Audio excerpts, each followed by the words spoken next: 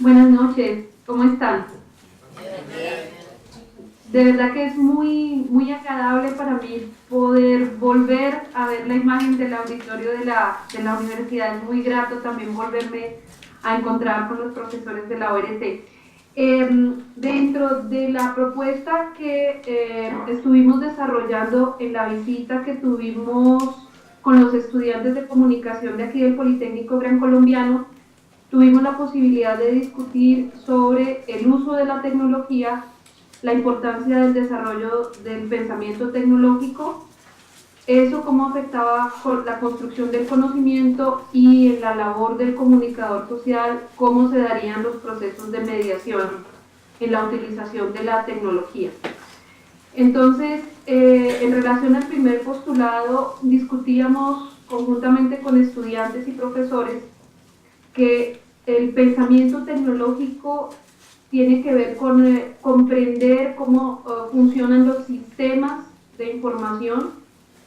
cuáles son sus usos, la configuración de sistemas de información, y que si bien los estudiantes con los que ustedes y nosotros trabajamos son bastante hábiles en el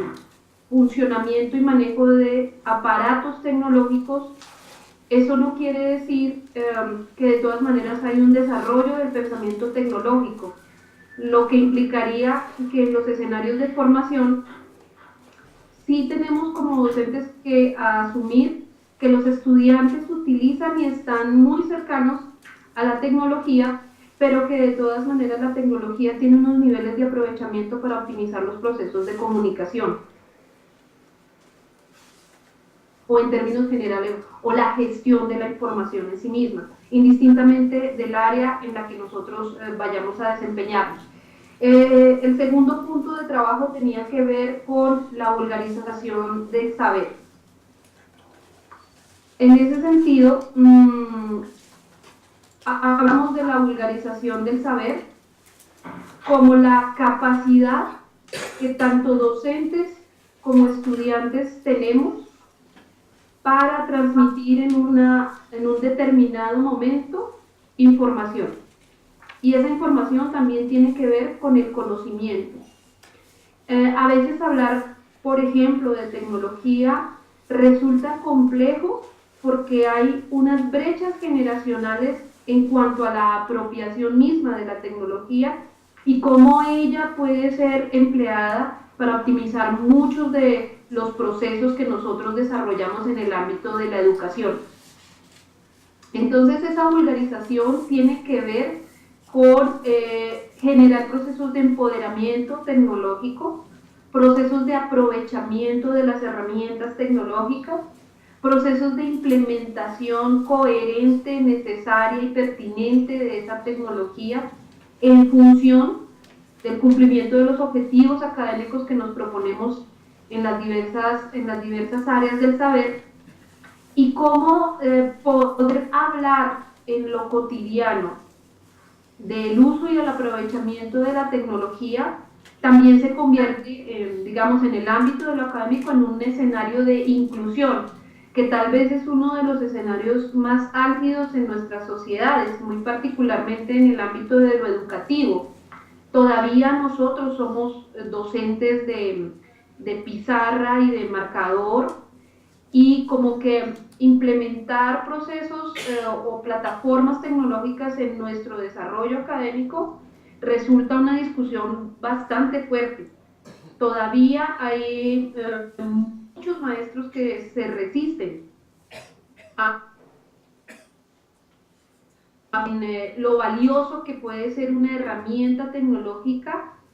para que los chicos apropien conocimiento y además produzcan conocimiento. Entonces, en ese sentido, se derivaba una tercera discusión que también es pertinente, y es el problema de la mediación.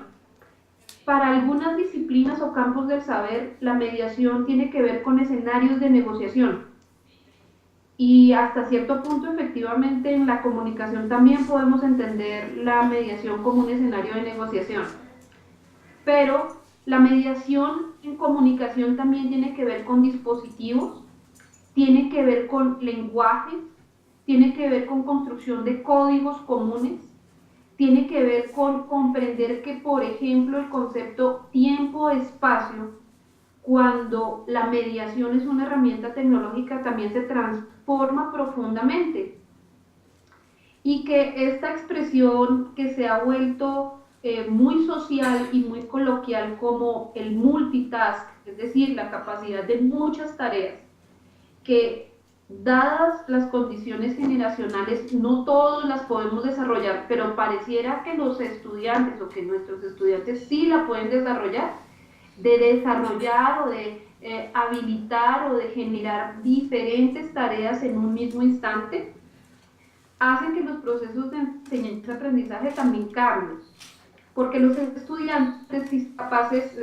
de estar pendientes de su celular, de ver el WhatsApp, de estar en clase presencial, de estar pendientes, por ejemplo, de lo que pasa a través de la red social de Twitter o de lo que pasa en la red social de Facebook. Entonces, digamos que eso, más allá de convertirse en un discurso teórico, en lo que sí se convierte es en un reto para los procesos de enseñanza-aprendizaje. Y esos escenarios no son escenarios que podamos excluir de lo que pasa en nuestra vida académica, y tampoco los podemos excluir de la necesidad de producción de conocimiento. Es decir, allí hay un nicho bien interesante en términos de hacerse preguntas sobre la didáctica, preguntas sobre la pedagogía, preguntas sobre metodologías, preguntas sobre usos y consumos.